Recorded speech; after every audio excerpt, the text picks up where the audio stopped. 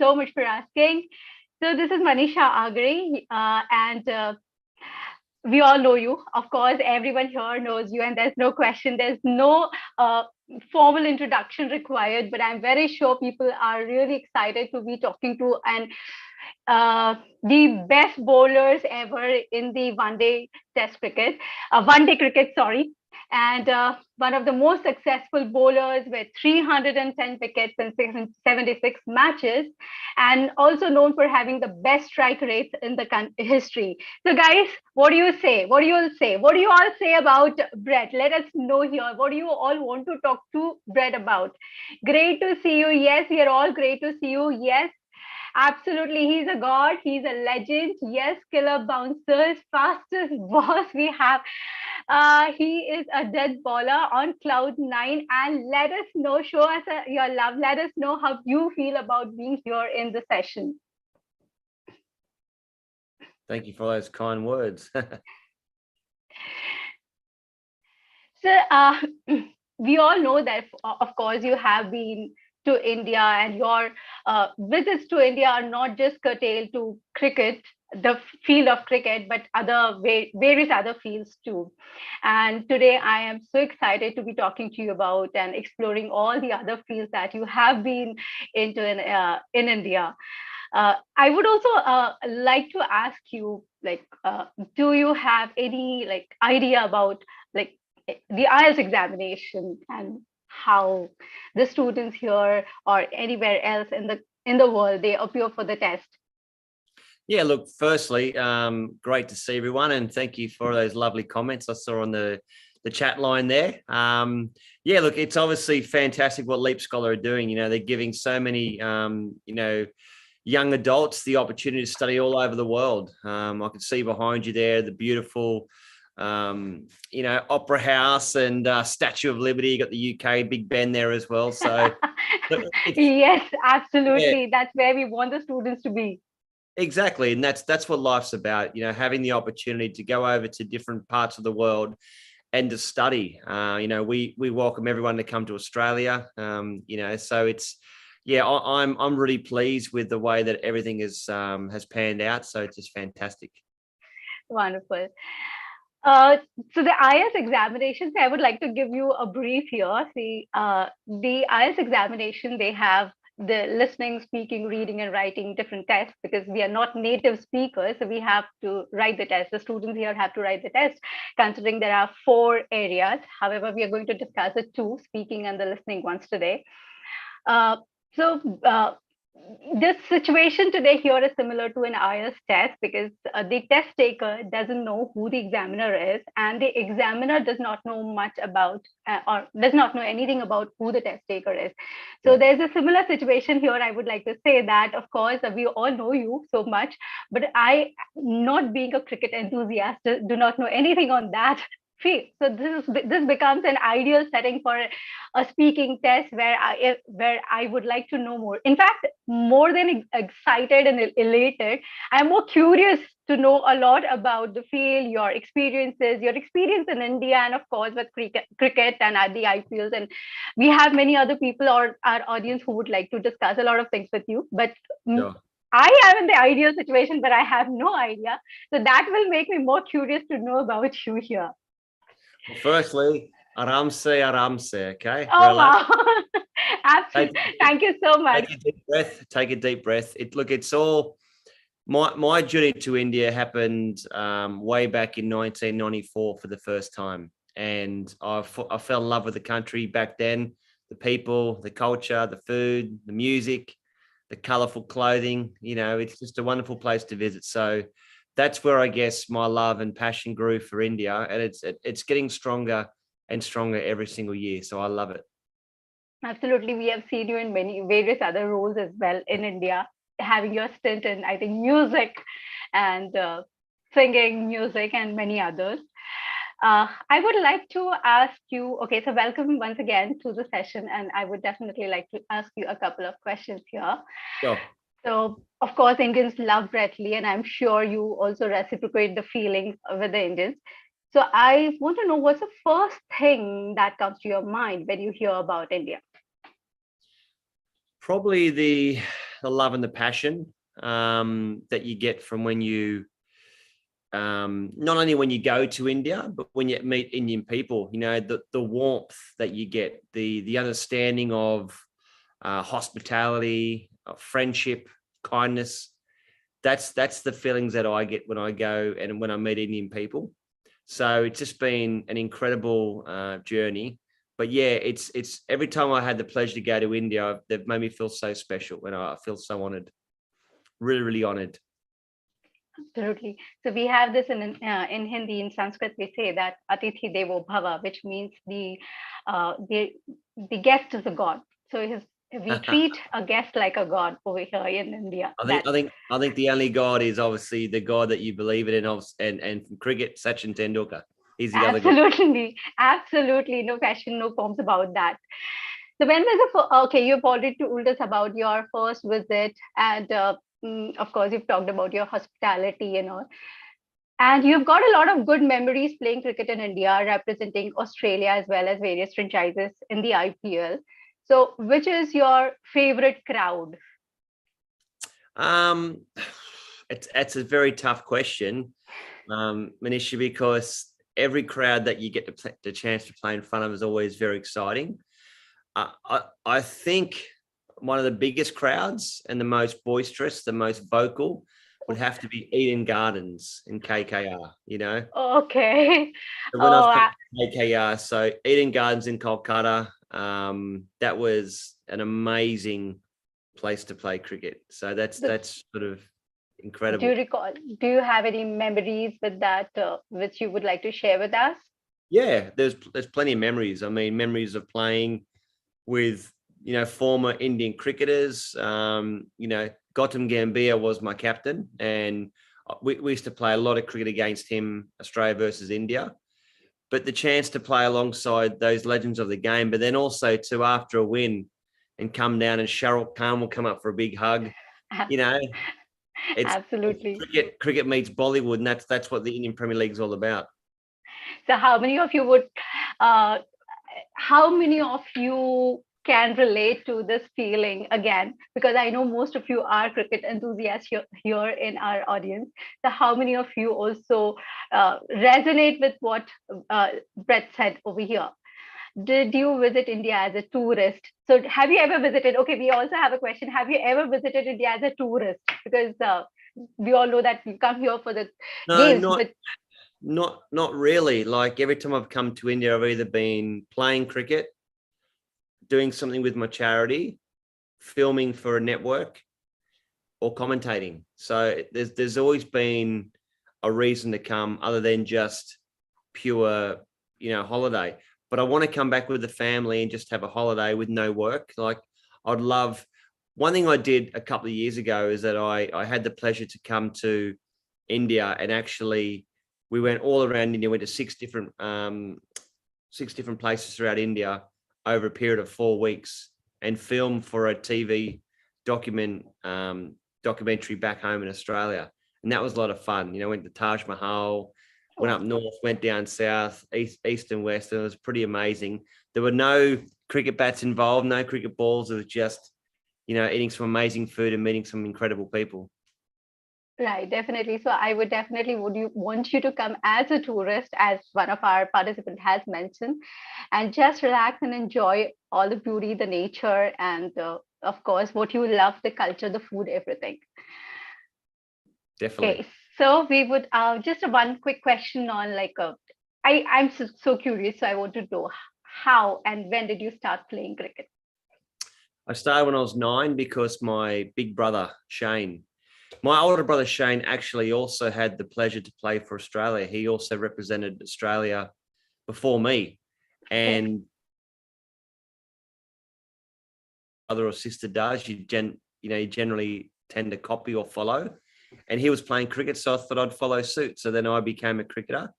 My younger brother also played cricket, and that's how I found my love and passion for cricket. Never thought of playing it or doing anything else apart from cricket.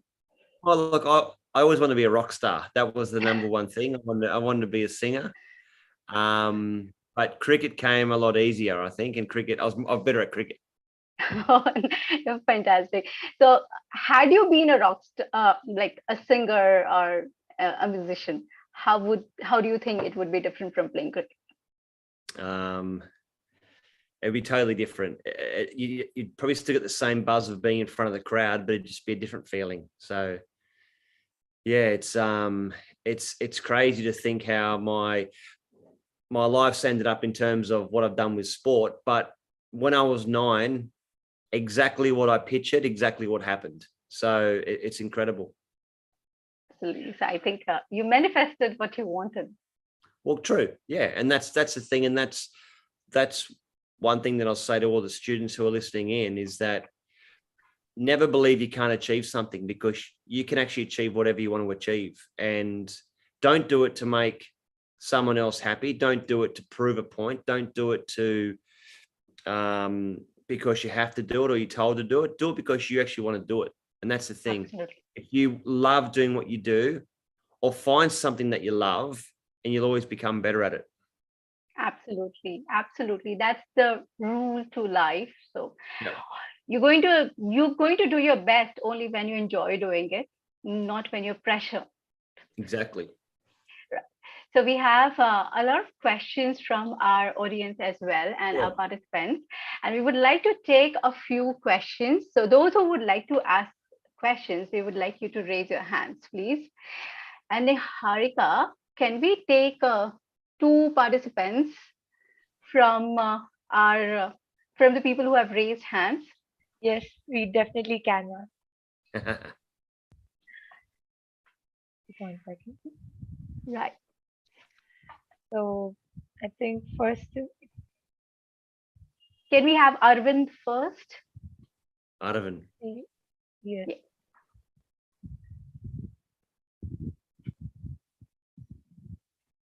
Okay. Yeah, hi. Arvind. Yeah, hi, sir. Hi, sir. Never stop Great guessing. to have you here. Namaste. Namaste. So great fan of you. I've been following cricket and especially Australian cricket for quite long. I mean, ever since I was a school child. So great opportunity to be here. Great honor to be a part of this show with you and speak with you. Speak. So I had a couple of questions, if I may ask, Sure. especially since I've been following cricket. So I had a question. It's a two-pointer question. Two double-headed question. So basically, one is you were part of probably the best team in the world, which is Australia. Easily the best in the previous decade, 2002, 2002 World Cups. Especially the second one, which you ran away with that World Cup. Even we knew who would win the World Cup even before it started.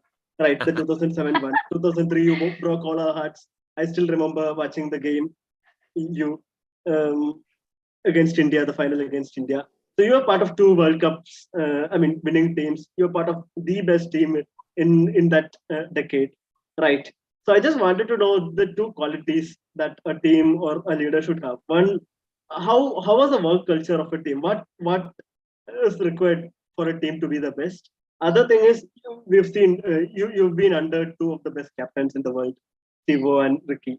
So, what are the qualities that a leader, especially these two, had? Yeah. What should a leader have? What are the qualities that a Thank leader you. should have? Thank you, mate. That's a big question. It's a good question. That was more of a test match question rather than a T20 short and sharp question, but we'll go with it. I think first and foremost, to be respected as a good leader.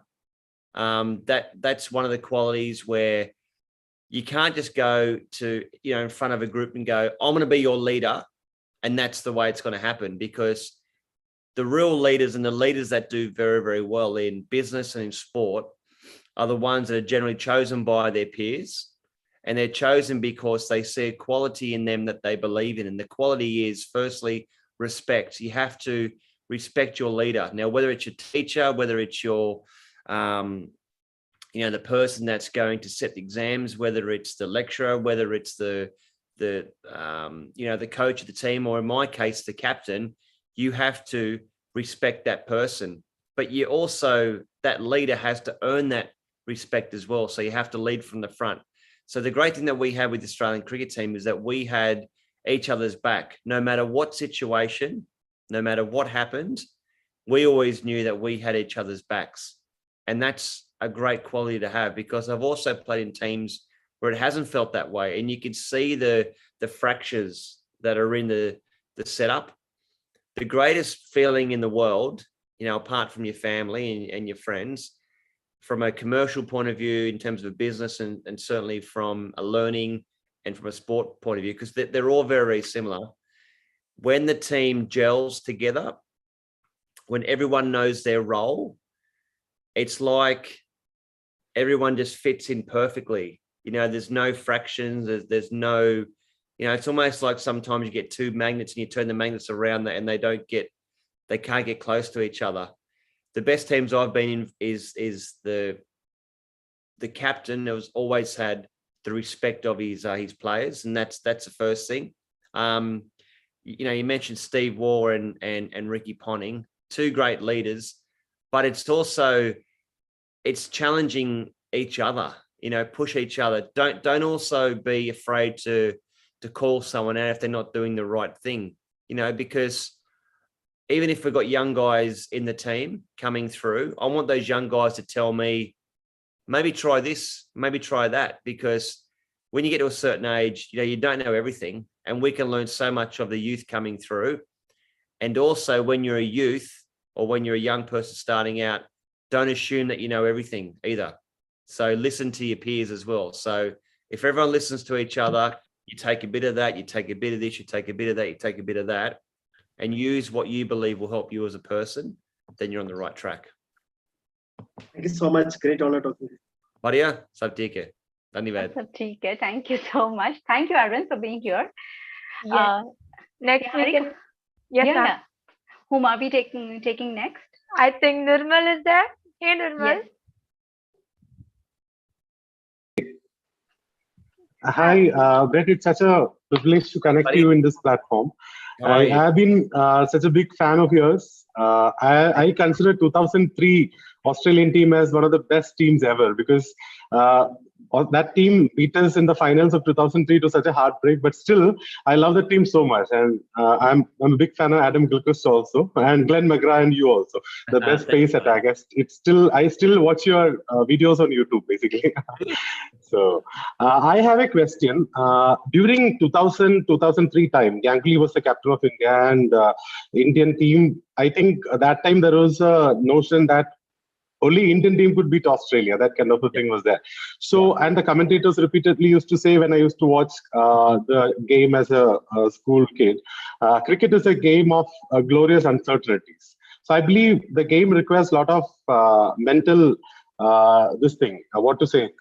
you need to be focused, and you need to be consistent in the game. How important is to stay consistent and committed towards the game when you play cricket?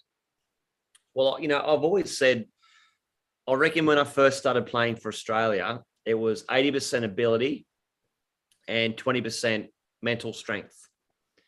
And that's included in being focused and being committed and the way you train and everything. After a few years, you actually learn very, very quickly that ability is very, very important. Of course, if you don't have that natural ability, then you're not going to achieve that particular goal. You have to have some natural ability, but you've also, to remain in the team for Australia or for India or wherever it might be that you do, you have to have that mental strength and that commitment and that will to never, ever give up. And that's one thing where I believe my upbringing's really, really helped me in my career. That, I've got two amazing parents who I speak to every single day. Doesn't matter where I am in the world, I'll ring them every day, mum and dad, and they've been my biggest supporters, and I'm their biggest supporters as well. And just the way that they brought me up to never ever give up. That's the commitment you have to have, in life in general. But that mental strength is something that you can actually teach people. That's a great thing, because a lot of people go, well, I want to bowl 160 Ks an hour, but I can't physically do it. And that's unfortunate for some people, because they don't have that natural ability. But there are other people where they go, well, I want to have that mental strength. I want to be able to train myself. So you can train your mind to become a lot stronger, because after a period of time, that 80-20, 80% ability, 20% mental strength actually flips over. It becomes 20% ability and 80% that mental strength, which is so very, very important. One more quick question, Brett. Who was the toughest Indian batsman you had to bowl to? Sachin Tendulkar. Oh, okay. Thank you so much. Thanks, Nimal. I just want to ask, so when you bowled against Sachin, did you really have to prepare yourself mentally in that? Yeah, definitely. And you know, the greatest thing about when I played against, you know, a lot of players around the world, I've actually got my best record is against Sachin Tendulkar, and I've got him out more times than anyone else in world cricket. And I believe it's because I want it so much. You know, I was so mentally prepared. And I keep going back, if you want something hard enough or deeply enough, you'll actually get it. So my preparation to Sachin Tendulkar was probably better than when I was bowling to someone else's, because I knew how much of a prize it was to get his wicket. This is a lesson, a learning to all our participants, aspirants applying abroad, preparing for the Ielts examination, that it's a fire, that you want something and you want it badly, and you need to study that thing so well so that there's no hurdle to where you want to achieve and where you want to reach and what you want to achieve. So this is a lesson, right? So even Brett Lee knew that he wanted to get the maximum wicket when he is. Just on that point of, you know, you raised a very good point there, Manisha, about studying, right? And my study in my field wasn't with a pen and a paper and on laptops. My study was my preparation, was my getting my body as fit as I possibly can, get my body shape in the best possible body shape possible. But the way that I used to study or train in cricket was I would work harder than anybody else. I'd stay in the nets longer. I'd also train smarter. Now, staying in the nets for 6 hours doesn't mean you'll be better. Sometimes you can stay in the nets for half an hour, but it's the way that you prepare, the way you train. So I trained harder than what I would have to play in a game. So when I got to a game, it was easier because I could relax.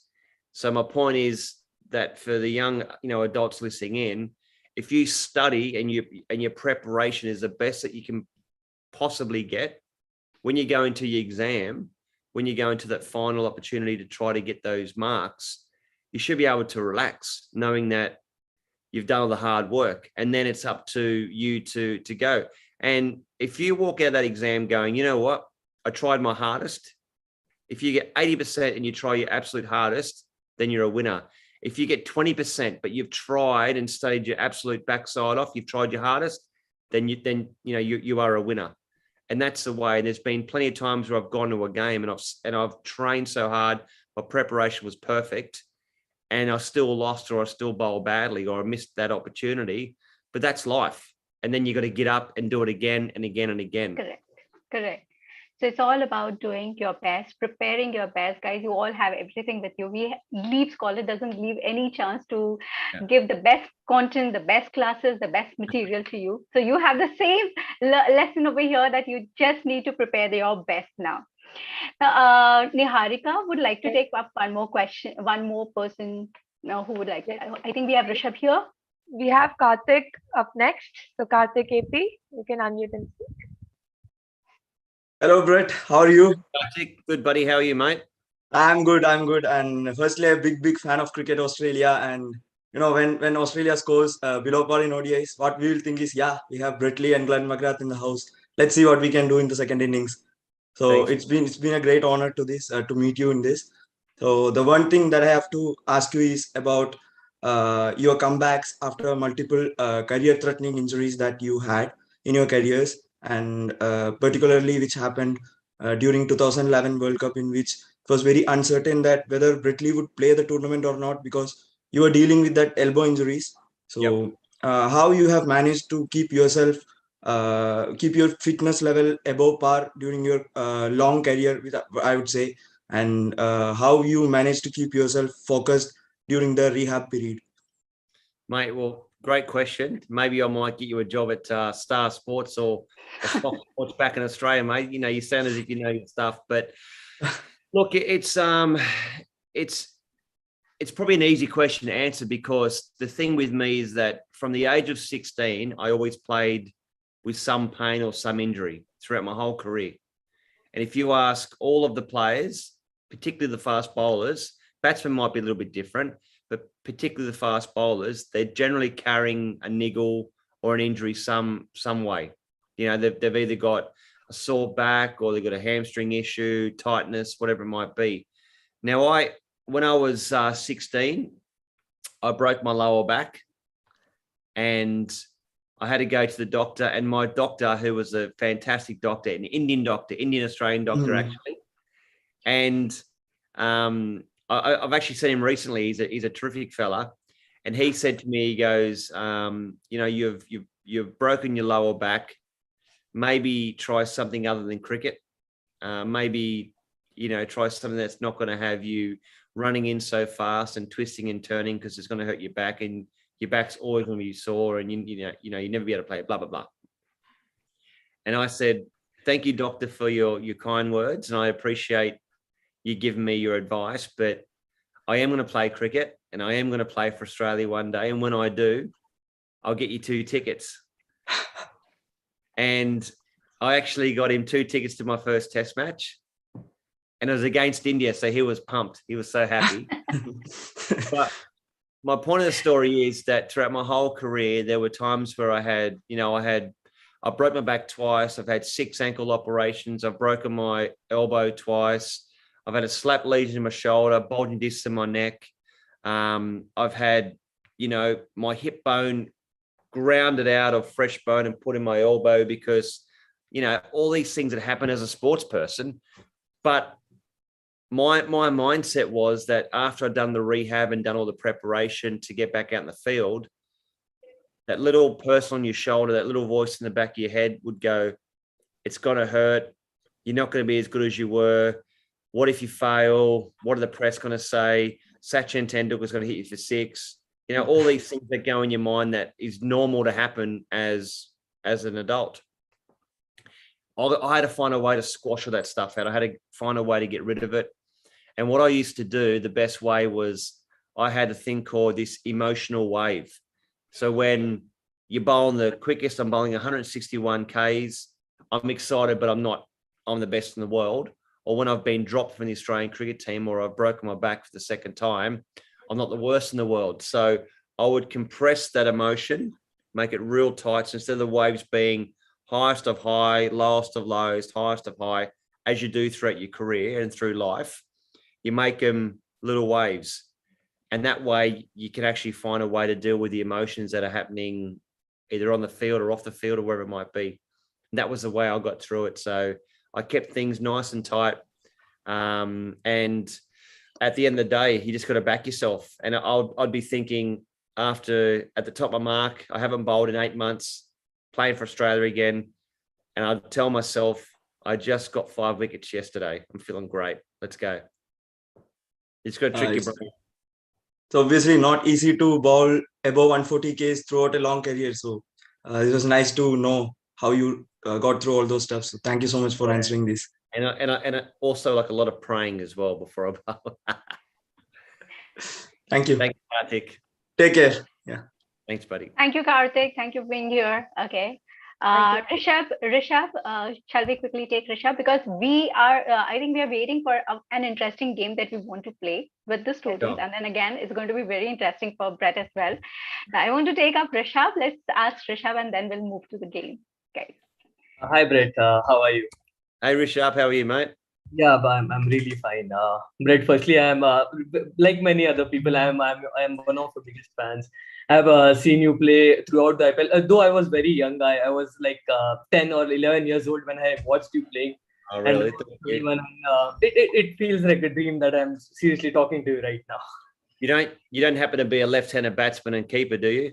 I thought I would get a question from you that do you think that I am Rishabh Pant? But no, no, I'm not. I'm definitely not. Of course. Yeah. I just had one question in mind. You're a tearaway guy, and crowd fuel fast bowlers generally.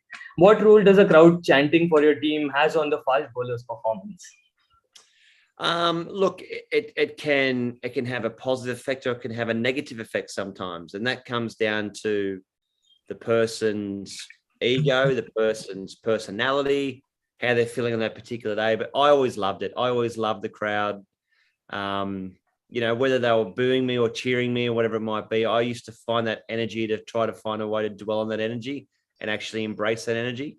So, for me personally, it was like an atmosphere was great. I loved, I guess, anyone that knows me away from the cricket field, I'm a very private person. I'm not in the media at the big restaurants and going, hey, look at me type of thing. I'm sort of under the radar. I'm relaxed. I love playing my music to myself. I love getting down to my farm and getting away from people. But when I'm in front of the camera, that's a different story. It's exciting, whether I'm presenting or working as a commentator or broadcaster, or when I was playing for Australia. That was the best feeling, because you become an actor. You become this person, this big tough fast bowler that at the end of the day, it's just a game of cricket, and that's the best thing about it. Great.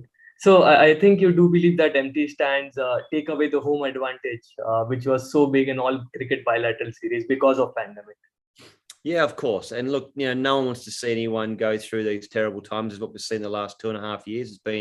It's been horrible. So I hope that we get to see the crowds back to where they were 2.5 years ago, because everyone loves playing in front of a crowd, and every crowd loves to see their favorite cricketers.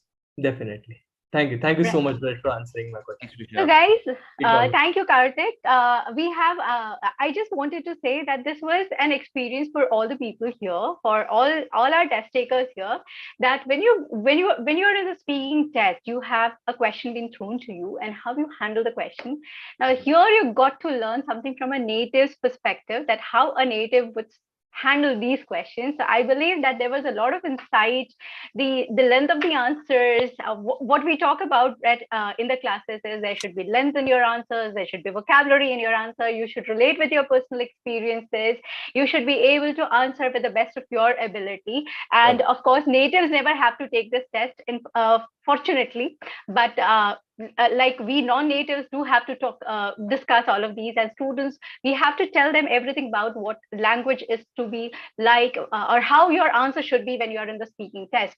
So I believe they got a lot of insight listening to a native, that whether the question, absolutely they were from your own experiences, but the way you would handle were all impromptu. So that's what I would like to tell all the people here attending the session, that listen to everything, be attentive, because there would be a lot of clues that you will be getting from this session as well, because we said that it's a speaking and a listening session. So here we have a game that we know that you are known as Bingo. So we are going to play a bingo with Bingo here today, and this is going to be a vocabulary game where and we have formed the entire game in such a manner that it relates somewhere to cricket and in the day-to-day lives. So people who are enthusiasts would be able to think from both the perspectives, but those, unlike like for example myself, those who are not cricket enthusiasts definitely will be able to relate to their daily lives here. So let's see how many of you are able to answer these questions. So guys, are you all ready? Type ready in the chat box if you're all ready to play this game with Binga. Are you all ready? Yes, let us see your energy flow through. Yes, we have you ready. Yes, ready. Yes. Shall we begin? So it's a bingo game wherein you'll be shown a clue. So the students will be shown a clue, and based on that clue, you have to think and will cross out the correct answer. So yes, shall we move to the first slide here? Sure. Chalo, jaldi karo. Yes, jaldi karo. Yeah, so the first clue for you all guys here, it comes here. Describe Binga's signature wicket celebration. So which word describes that out of these 16 words that you have here on the slide? Come on, let us know. Come on, quick. Who are you as fast as Binga himself? Come on, let us see that. Yes, somebody's got it correct. I think there's a few right answers there I can see. Yes, there are. There's a Few few wrong correct. answers too. Few wrong answers. That's the reason we wanted them to know that yes, it could be a jargon. It could be something from your own lives. Many of you know it. So what would you say this? Is it a maiden, silly, leap, hat trick? I know different answers, but we have very few have answered it correct. Come on, guys, let us see the correct answer. Yes. No, no, guys, no, yes. I think who's correct? I'll answer now who's correct. Come on, Brett, would you like to pick up someone who's answered correct? Okay, so let's have a look. Let's have a look. I think if we slow it down. We have so many participants and it's not going to slow down at all. Dushan, It's all going like it's as I know at a striking speed. It's flying through. Maybe I think it might have been Dilshan. I think was there Shashank. Shashank, see, yeah, yes, you are correct over here. It is definitely covered. Can we go to the answer slide? Yes, absolutely. It is a leap, and welcome to leap. You have to take the leap when you are at leap, and you have to take the leap when you are with Brett here. Wonderful, guys, and a high five to all those who all got it correct. Okay, so we have the next question over here. Let's see what it is like. Okay. Common to magic and sports. Common to magic and sports. What is this? What is this? Which word is this? Go. Oh, is it? Is it? I don't know. Many of you are answering. What is it? I think there's a few right answers already. I've seen a few right answers. Yes, there are. There are. Let's. Shall we see who's got it correct? Shall we see who's got it correct? What about? What is Dilshan? Dushyant. Dushyant. Yep. We have Dushyant. Do we have Dushyant?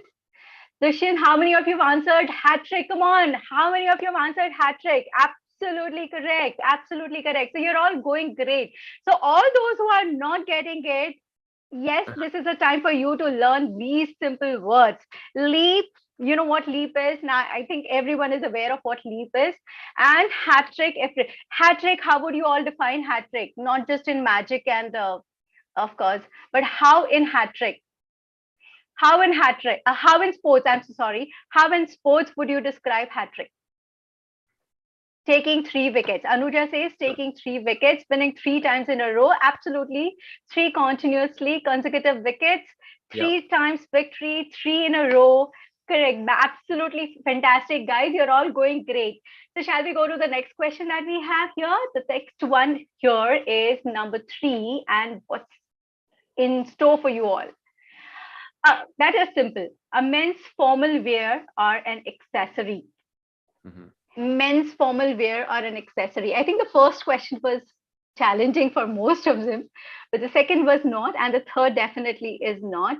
So tie, as in, of course, not in in your daily lives, but of course in sports we have the word tie. So that was simple. Let's move to the other question then. Now that let's see, is the next question more challenging for you? Oh, I saw Rima got that right. Well done yes, to her. Majority of them got it right. Yeah. Slang word for street. Yeah. Let's see. I know all Indian students would get it correct. Absolutely. Absolutely. Oh my God, that's flowing. That's flowing with the striking speed. Sorry. Very good. Good, great, guys. High five. Nothing to say over here. The next word definitely is gully. So, gully is the word. Gully we all know. And the 5th word for you all is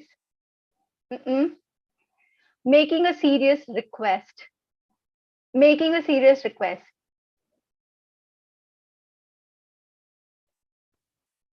Yep. Yes. Very good. Absolutely. So I know that making a serious request is. Can we go to the answer slide? I think everyone's got it. Well, I reckon it could have been sometimes silly as well. It could be a silly appeal, but no, the correct word. It could be. But then I have no idea on how does this relate to cricket. How you have to ask the question. You have to appeal for the. the question. So you have to ask the umpire. You have to appeal to the umpire. Oh, is it? Okay, so appealing, okay, you appeal to the umpire or you ask a question to the umpire. Interesting. So this was also related to cricket. Wow, wonderful. Now we have the, okay, number 6. So now we have foolish or absurd. Yep. This is simple, yes. But Good. for me, it is very simple, but I still am not able to relate this question to cricket. So obviously, appeal is still understood that you're making an appeal to the umpire. But how does this answer relate to cricket? So this is a fielding position. This is silly mid off. You can have silly mid on. Okay. And it's probably called silly because you're so close to the batsman, so you have to be silly to stand there. Oh, that's so interesting. Wow. I never knew this. Thank you. So guys, you all know, of course, many of you are answering. So how many of you have got it all correct so far? We have done 6 questions. How many of you were 6 on 6? Let me see 6 on 6. All correct. 6 on 6, 5 on 6, 4 on 6, 3 on 6. Oh, many of you 5 on 6 as well. I think you all missed the first question, but you couldn't have done that. Come on, you cannot do that with Leap. With Leap, you cannot be so silly. The number 7. What's the clue for them? For number 7? Number 7, a garment. Putting on a garment. Something like a garment quietly and quickly. Yes.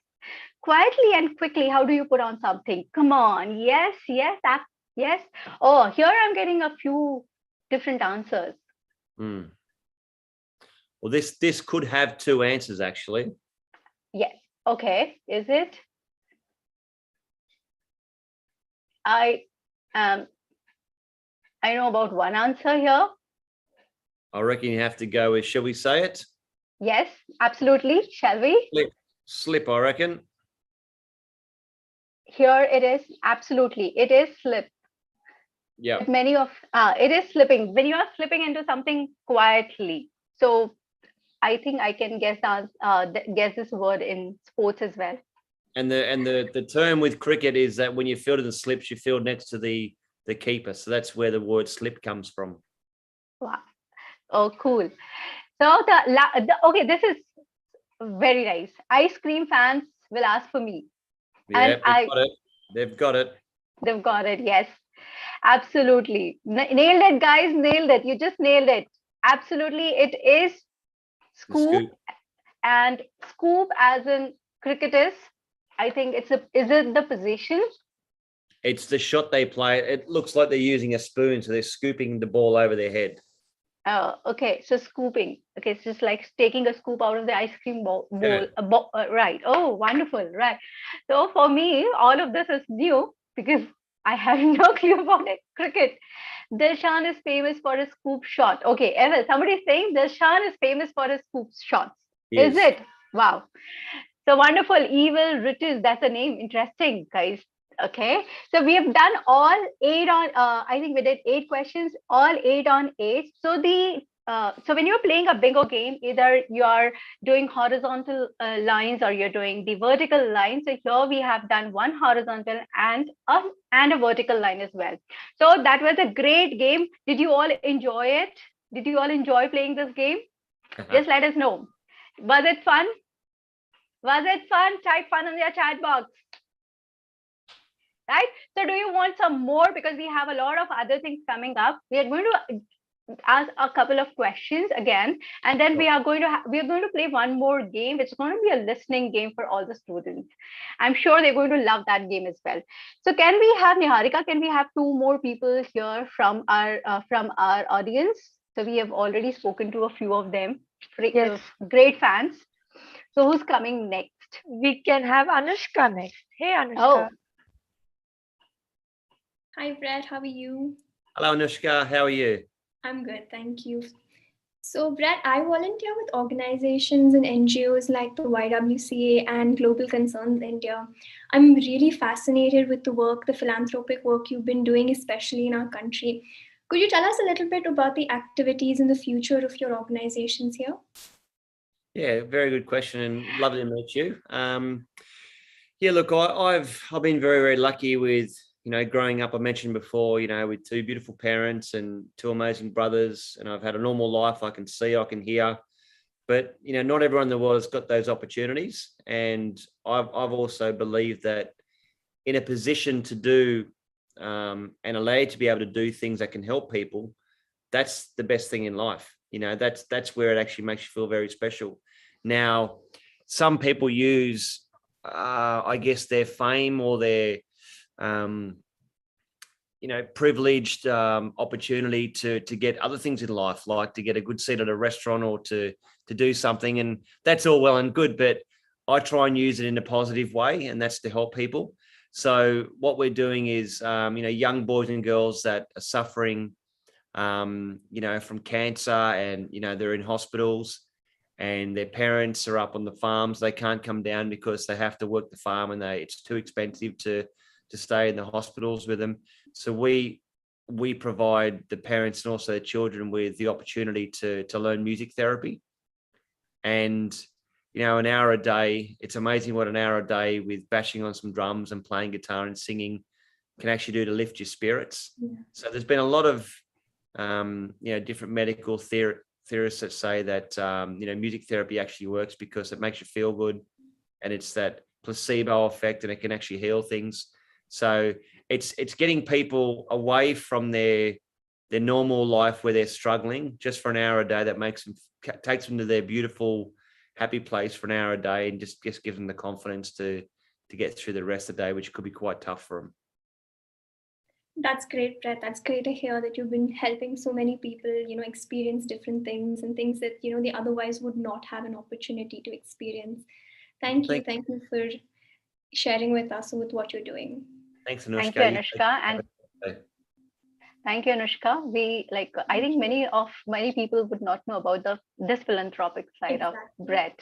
And it was great to know and to, of course, share this insight into how you feel about it. So it's gratitude that you have everything, but you would like to share it with the others as well. That's so, I bow to you for that. Thank you. Thank you. Right. Okay. Who's, I think Manali is speaking Manali. next. Yeah. Up next we have Manali. So yes, Manali, go ahead. Hello, Manali. Hey, Brett. Actually, I cannot start. Okay, perfect. Hi, Brett. Hi, how you going? My question is somewhat different from cricket or something. So I would love to know how your daily schedule looks like especially when you are not on any tour. How do you still keep yourself fit? Do you follow any special diet? Do you want to see my daily schedule? Yes. I'll show you my daily schedule. Oh, thank you so much. This here, you probably can't see it. This here is my daily schedule. It's nuts. It's crazy. There's so many things to do. But that's what gets me out of bed in the morning. I love having things organized. I love having things to look forward to. And the greatest thing in life is that if you ever feel like that you're struggling, put something in place where you have to look forward to it, and give yourself something to achieve a goal. Now that goal may be because people go, well, I'm not getting the marks I want in my exam, I'm not getting this, I'm not getting that. On the social scene, they might not be, it mightn't be happening, they can't find a partner, whatever it might be, right? I'm just giving you some examples. But the greatest thing in life is that if you start the day off well, then it's amazing if you reward yourself for doing something well. In other words, get up in the morning, make the bed. That's an achievement. And people laugh when I say this, but it's good habits. You get up in the morning, you make the bed, you feel good.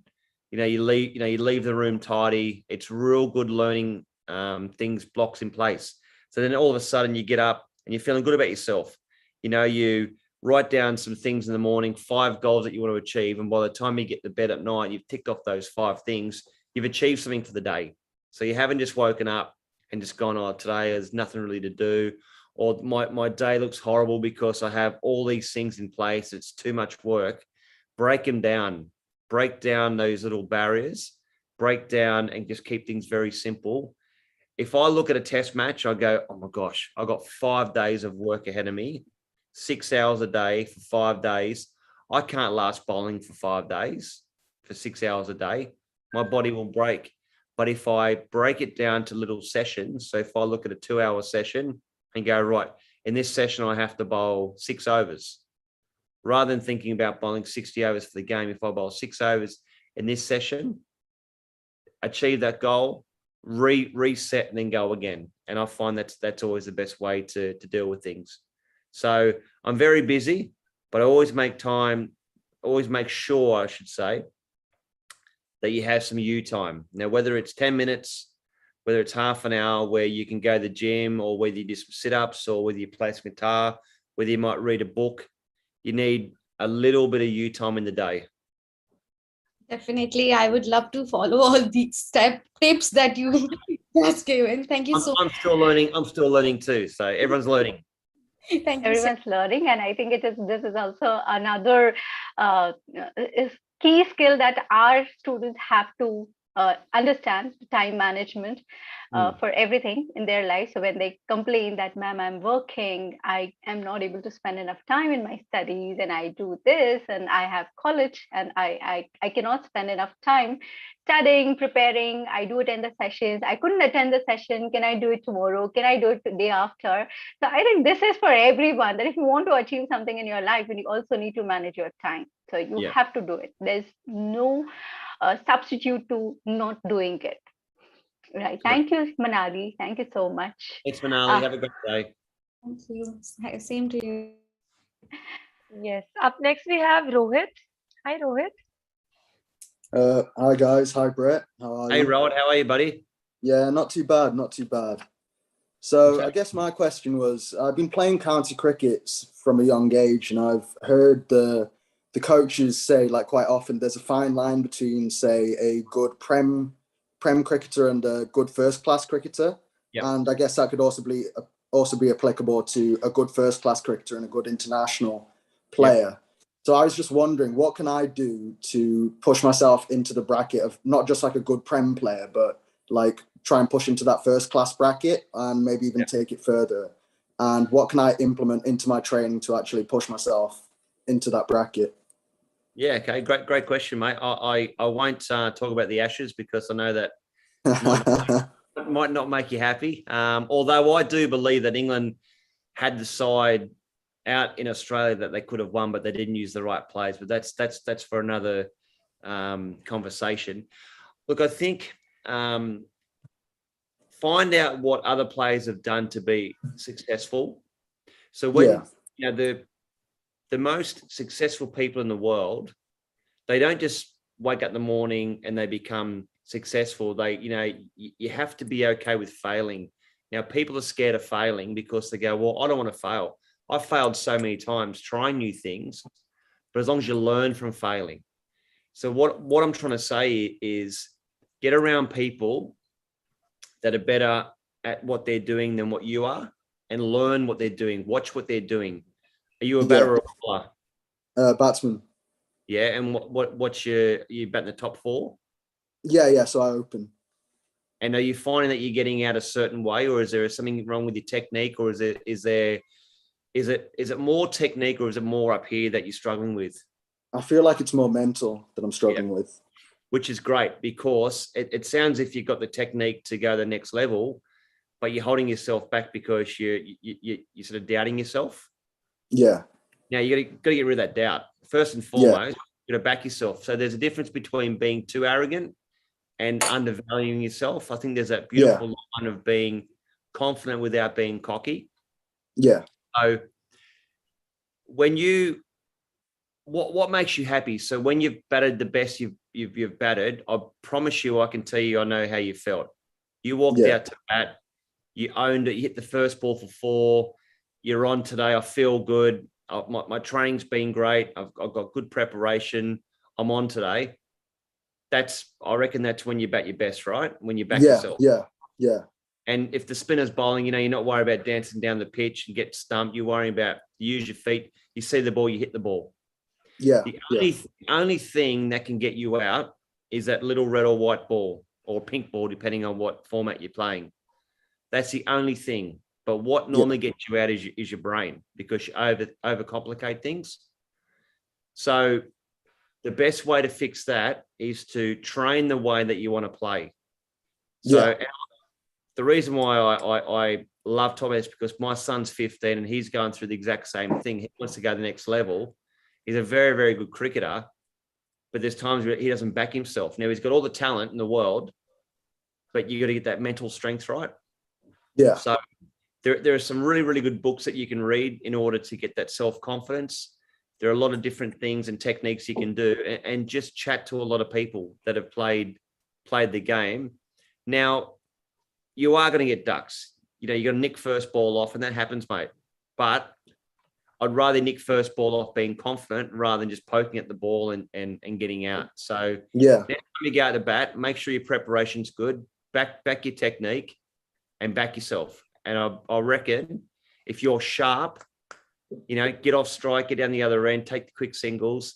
If you're sharp the way you think and the way you watch the ball, then you'll be fine. Because as I keep saying, the only thing that will get you out is that ball. If you watch the ball, watch the seam, I promise you do a lot better. Yeah. Okay. Thank you. Thanks. Good luck, mate. Yeah. Cheers. Okay. Thank you. Yeah, well, Bye. Thank you. Thank you, Rohit. And that's an expert talking to another, to a mentee over here. And I could totally relate here, resonate, because that's what we do when the students come and tell us that, ma'am, I'm not able to do this. So you pick up, are you doing this? Are you doing that? So I could just feel as if I'm in another class where the expert is giving the same guidance. Wow. So we'll take one more last question, and then we'll do some listening activities with the students, and we have some interesting audios for the students as well here. So guys, if you're waiting for another activity, we'll take one last question and then we'll move to the next activity. Yes. Up next, we have Akanksha. Hi. Are you there, Akanksha? Yes. Yes. Hi, Kaksha. Hello. Pleasure to be here and interacting with you. So I have a question. So there are times that we go into, bad forms and you are under a lot of pressure that time, and that might lead to giving up and losing interest. So what do you do to, get that feeling of enjoyment and rekindle in the game again, get back to the game? Yeah, look, I think it's about keeping fresh, and it's the same with anything. Like, if you look at how many books you have to read or how many things you have to study in order to get past that exam, it can be overwhelming and be like Mount Everest. It can honestly look like Mount Everest, seeing all the books you have to read, all the things that you have to learn. From my point of view, from what I had to do was, the amount of training, the amount of kilometers I had to run, the amount of preparation and gym work I had to do, and stuff I had to eat in order to do things. It's amazing what can actually happen. So you've got to break things down, and the best way to break things down is do little parts. And as I was saying before, it's pretty similar to what I said before, is that have little goals. Don't have one, have a long-term goal, but at that long-term goal, there might be 50 things to achieve that long-term goal. And that long-term goal will only happen if you break down those little things. So tick that off, have a rest, tick that off, reward yourself. Because, a lot of people are so caught up in, they have to do this, they have to do that, and they don't actually love what they do, or they don't love, themselves as people. So break it down. If it means having a 5-minute break, just getting away from the books for 5 minutes and freshening up, doing some star jumps, getting out, getting some fresh air, quick walk around the block. I'd rather someone do that, and then rather than spend 2 hours looking at a screen or reading a book where they just get tired and then they get the point where they, not even thinking about what they're reading. So keep things fresh, have little goals, and tick those goals off, and actually get a pen and paper, write it down, and either scribble it out or tick it off so you know that you've done it. Right. Thank you so much for your tips. And wish you well. Thank you. Thank you. Thank you, Akanksha. Right. So we have another activity, as we are doing speaking and listening today. So we did complete one game on bingo. However, we have the next exercise that's going to be on listening. So we have this listening test wherein the audio plays and the students are supposed to mark their questions, or sorry, mark their answers. So that's how the actual listening test works like. And there are native speakers, and trust me, students have the most challenging accent they find is the Australian accent. So so we're going to have some questions for the students here. I think let's see how they take the challenge, and let's see how we are able to answer, guys. So we are here to play this game with you all, and actually we are going to we want you to answer these questions. So are you all prepared, ready for another question set that you have? Let us know.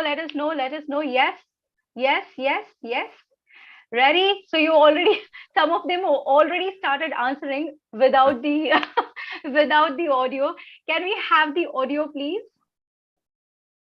So guys, be ready. We have the audio now. I'm not sure whether you all are correct or not. Let's see. Let's hear.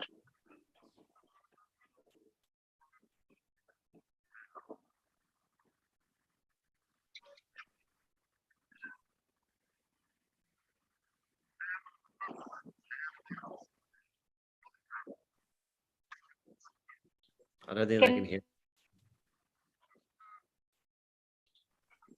Hey, is the audio playing? No. नहीं हो रहा है. Share audio. Share the audio. I think they can understand what the question is.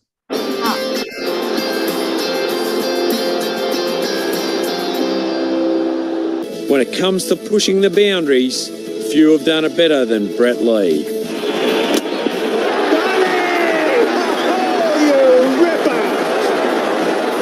Following in the footsteps of older brother Shane, Brett Albinger burst onto the Sheffield Shield scene in the late 90s. And after causing havoc in the first class arena, he was finally selected for Australia in 1999. If I was to get the chance, I'll be sending them down as fast as I can. There we go. There's the answer. We have the answer here. Most of you have heard it correctly. That is definitely answer C, 1999. Some of you eagerly, so eager that you all started answering 1997, guys. So you have to listen to the audio first. Listen. Yeah, no hurry. Do not write anything in haste.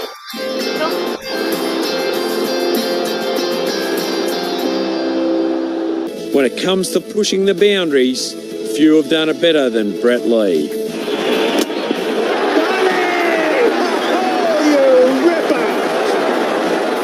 Following in the footsteps of older brother Shane, Brett Albinger burst onto the Sheffield Shield scene in the late 90s. And after causing havoc in the first class arena, he was finally selected for Australia in 1999. If I was to get the chance, I'll I'll send them down as fast as I can. Geez, I was young there. Yes, too young. So that was your answer, guys. Option number C, and we'll do one more question. Shall we go to the next question? Okay, so this is an interesting one wherein you have to select the answers from the ones given to you in the box, and again you would be listening to the audio. Look at the questions. You have 1 second to look at the questions. We're not going to give you much time, guys, unlike what you get in the exam. By the time we play the audio, you have the time to look at the questions. And he's got him. It took just 4 balls for the tearaway quickie to rip into the stumps and announce his presence on his way to a 5-wicket haul on debut against India. Brett Lee, he's having a ball today. With the emergence of the speed gun to TV broadcasting, it confirmed what every batsman knew. Bowl him! Bowl him! Bowl him! Brett consistently topped the 150k an hour mark. That one 156.2 kilometres an hour. And went on to achieve his lifelong ambition of beating the magical 160 mark during the 2003 World Cup in South Africa. And it's been a testament to Brett's hard work, preparation and conditioning that he's been able to maintain his pace right through his 30s up until his retirement from international cricket in 2012. That was easy, for me at least. Let's see how our students have answered. 4, 5 people have answered G, A, B, D. Guys, you have to write the options. You know that, right? You have to write the options. You don't write the answers in the exam.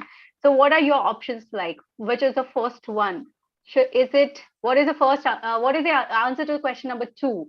So G, C, B, D, E, G, A. Okay, I'm getting different answers. The first one definitely is correct for most of you all. It's G.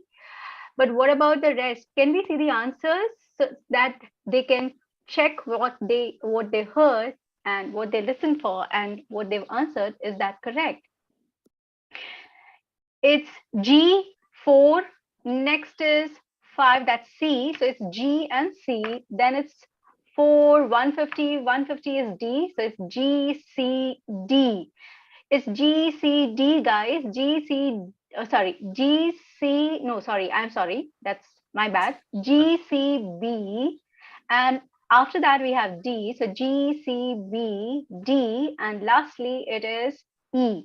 How many of you got it? Sahib has got all correct. How many have got all correct? How many of you got all correct? All correct? Yay!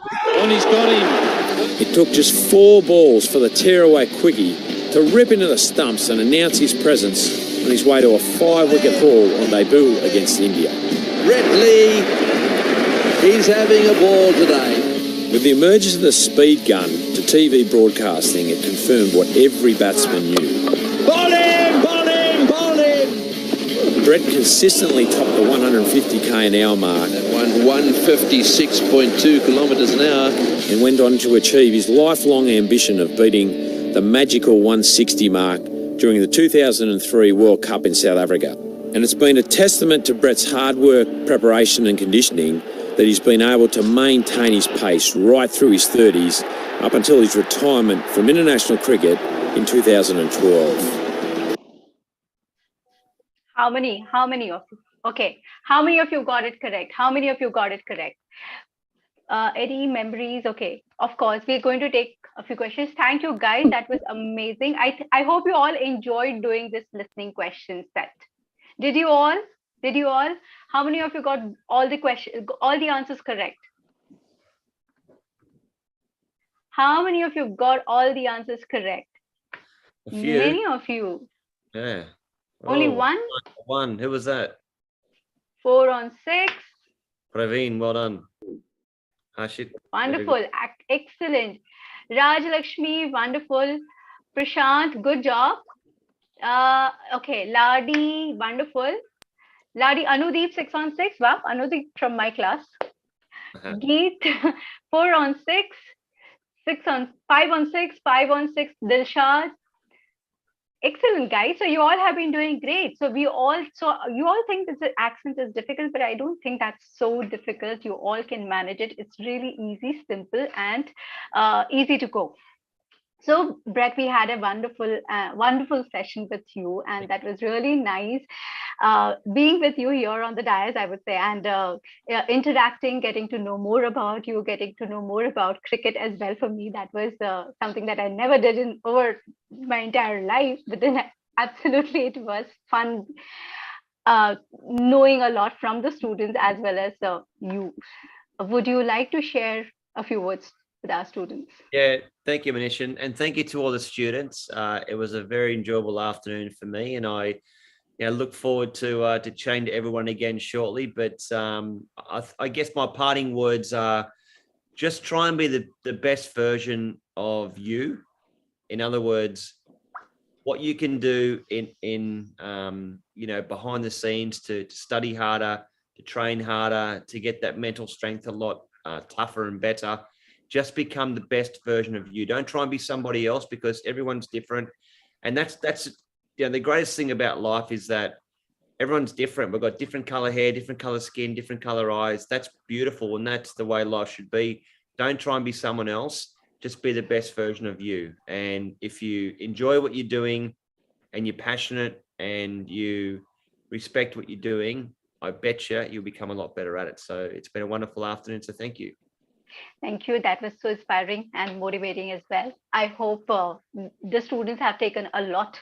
There's a lot of learning that you might have taken home, not just in the sense of like cricket or talking, but overall how a legend, how an expert becomes an expert. That's what you will learn here in the session when you're talking to experts like and legends like I'm Brett. still learning. I'm still learning a lot. There's never an end to learning. We Exactly. all are lifelong learners, so that's never an end. That's definitely true. We're all learning. Thank you Thank so you for much. listening. I really appreciate it. Thanks. Thank you so much. Thank you for being here with us. Have a good day, everyone. Have a good day, you as well. Thank you. Bye-bye. Bye-bye. And guys, we still have more sessions coming up. You can sign up for the sessions that are coming up next. You will have more chance to interact with Brett, definitely. So see you all in the next sessions. Thank you, guys.